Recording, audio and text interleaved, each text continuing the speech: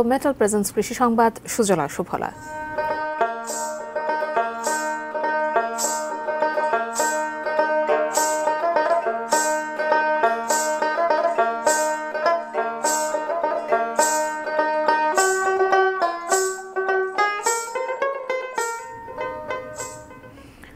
সুনামগঞ্জের ছাতকের মানিকপুরে এবারও লিচুর বাম্পার ফলন হয়েছে। ছাতক শহর থেকে প্রায় ৩ কিলোমিটার পশ্চিমে নোয়ারাই ইউনিয়নের চৌমোহনী বাজার। এ পথ ধরে একটু এগুলেই চোখে পড়বে মানিকপুর গ্রামের লিচু বাগানগুলো। ছাতক, সুনামগঞ্জ, সিলেট, শ্রীমঙ্গল, রাজধানী ঢাকা সহ দেশের বিভিন্ন অঞ্চলে যাচ্ছে এসব লিচু। লিচু চাষ করে স্বাবলম্বী হয়েছেন এলাকার অনেকেই। এই মৌসুমে দেশের বিভিন্ন অঞ্চল থেকে আসা লিচুর পাইকারদের দেখা মিলে এই গ্রামে। তাদের কেউ পুরো গাছ মৌসুমের জন্য চুক্তিতে কিনে নেন, আবার কেউ বিক্রি করেন শ হিসেবেও।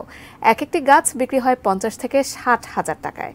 লিচু উৎপাদন এবং সম্প্রসারণে এলাকা চাষিদের সব ধরনের সহযোগিতা করছে কৃষি অধিদপ্তর।